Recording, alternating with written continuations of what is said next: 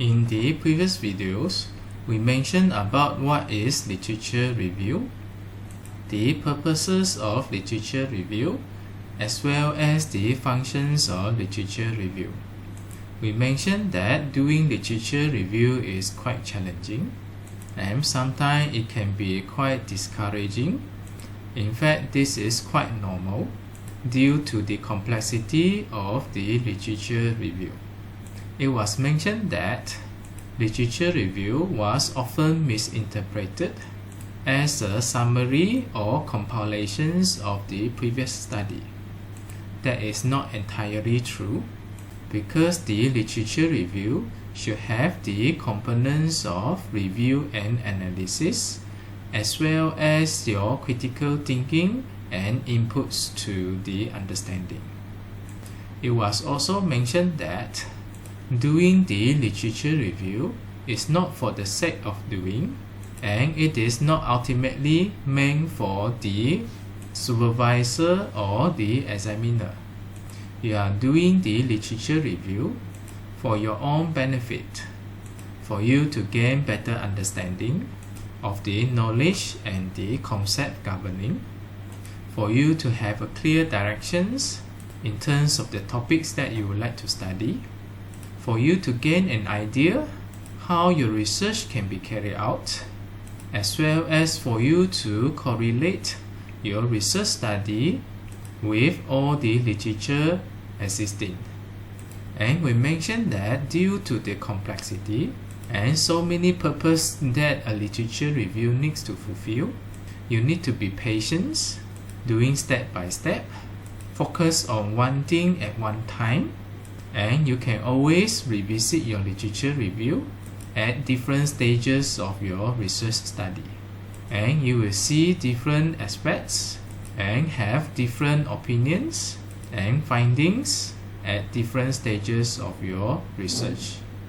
This is also quite normal as you gain better understanding, having a bigger pictures of your entire research. You will look at the literature review at different aspects. Now let us proceed with the discussions of the literature review. There are several questions that you may ask yourself while doing the literature review. This should give you some ideas. What are the items that you should look for while doing a literature review? You may ask yourself, what are the main questions and problems that has been addressed to date?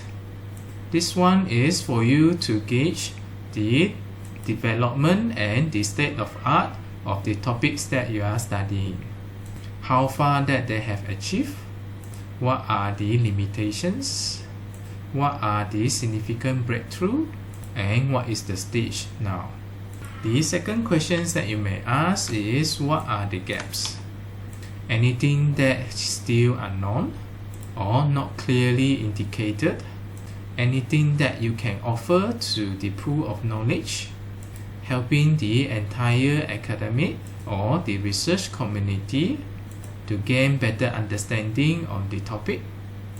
This gap can be identified by yourself, which you consolidate all the information you have, putting them in pieces together, and then observe any missing link or the gap of informations, or any misconnections between some principles, or anything that the researchers is unable to comprehensively explain. You may also identify the gaps based on the recommendations given by the researcher. Normally at the end of the technical writing, particularly in the conclusion section, researcher will give you some opinions in terms of the future development of the field of study, what kind of recommendations they inspire you, and so on and so forth. Next, you might want to ask yourself, what are the key theories, concepts, and ideas as given in the literature? This will be quite important to you, especially at the initial stage of your research study, when you are in the process trying to understand the topic. Those key theories, concepts, and ideas will help you to understand more and build up your fundamental knowledge as a basis for you to evolve and project further towards achieving your research question, which may also be applicable for you to resolve your research questions. You may also need to know the key theories, concepts, and ideas at the later stage of your research, especially when you have acquired the data, analyzed the results, and you are at the stage of doing some discussions, trying to explain certain observations and findings. And these concepts, theories, and ideas will help you to support your argument as well as your findings. You will need all these informations ready in the literature review so that you may access it when you need it. The next question it will be how the knowledge in the topic structured and organized. This is something that you need to ask yourself. How do you intend to structure your literature review?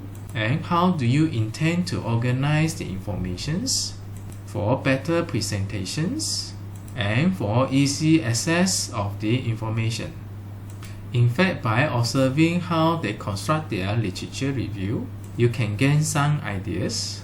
How do they group, organize, and arrange their informations? Of course, you can develop on your own because there are so much informations, a wide varieties, and your questions that you are seeking answer of in your literature review may be varied from the previous researchers. As long as you can effectively present the information you acquired from the literature review in a very concise manner, easily traceable, allow you to quickly comprehend the necessary informations, that should be okay with you. Along the way, when you revisit your literature review, you may further fine-tune, polish, and make it more optimized. Another questions that you can ask yourself during the literature review: what are the major issues and debates about the topic? This question might be quite challenging for you to answer. You will need to make comparison among different literature to observe the explicit differences in terms of the claims and the findings given by different researchers. There will be a lot of lateral comparisons, and if you look carefully, the researcher may not always agree to each other in certain understandings, theories, or concepts. Personally, I encounter several times when there is a group of researchers saying so, while there is another group of researchers saying the otherwise. This is where the debates comes from. We are not saying that which group of researchers is correct while another group is wrong. You are not sure of that because you did not carry out their research. What they are presenting are their observations, and they are reporting what they observe. When there is an obvious contradiction between the findings of different groups of researchers, then you will have to look into the root cause of this. Observe their explanations on their observations, compare their explanations, how do they address it, how do they interpret it. Sometimes you might need to look into their test setup or the situations that they are studying, sometimes even the materials that they are using to conduct the tests, or some other factors which has already been factored in their testing and research program. This could be the cause of different findings by different groups of researchers. If you are able to identify the possible cause of this could be one of the interesting research, which the previous researcher may look at the matter at the wrong directions, and your function now is to pull them towards the right directions. Of course, this is one of the many cases when you encounter the different opinions by different groups of researchers. What I'm saying that is, having different researchers debating on the same thing is also quite common in the research field, as the purpose of conducting the research and publishing the papers is meant for the research communications, and these communications and the debates help us to look into certain aspects, draw our attentions, and give us reasons to dig deeper into it for better understanding of the research topic. While doing your research, especially at the stage of the literature review, you may take these questions as a guide for you to deal with a series of the literature that you are reading. The table here shows you the two main stages of doing the literature review. In the stage 1, the main focus is for you to know what does the literature says. It is meant for the comprehensions, and then later it should be elevated to the next stage on how it is related to your research. This is so that whichever you acquire from the literature to be meaningful to your own work. So let's say now you are at the first stage. You want to know what the literature says. The purpose now is for you to gain better understanding of your research topic, for you to kickstart your research. And there are quite a number of literature that you need to read through. Therefore, your literature review will have comparison or making contrast of different views and opinions by different authors on that specific topic. You will need to look into the main points as well as the conclusions and group them together. You will need to be critical of the methodology aspects. With your own capacity, try to evaluate if the methodology done with adequate regularness that will yield good reliable results. You might want to ask yourself, is there any ways to help you to improve the methodology? And you should point out the area of disagreements among the authors. Normally this will mean something to you, implying whether their focus of study are in the right directions or if there are any other governing factors affecting the outcomes. This will only be known when you dig further into it. Having a series of literature being compared concurrently, you might be able to observe a certain patterns for you to guess or figure out the common parameters that lead to an outcome which is not exist in the other group of the authors. There is a possibility that will be a contributing factors for the disagreement. You will never know until you have actually conducted a systematic study on that, and this could be a gap of research study. You might need to highlight the exemplary studies. Sometimes you encounter a situations, a majority of the authors agree on one thing, but suddenly there are one or two studies proposing the otherwise. Probably there are a good reason behind this, due to the different situations or scenario being conducted or being studied. Again, you might want to know what is the root cause of it. Then you can highlight the gap in the research and then make a summary about what the literature says. Having the first stage done, you would like to elevate further to transform whichever you learn from the literature to become something meaningful to your research.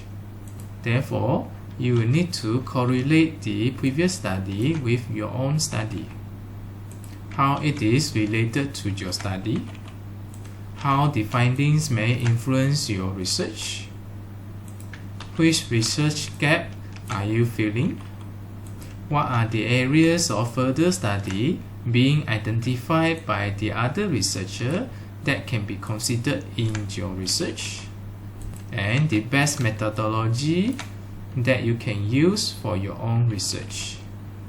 It is noted that when you do the literature review, the references need to be properly managed.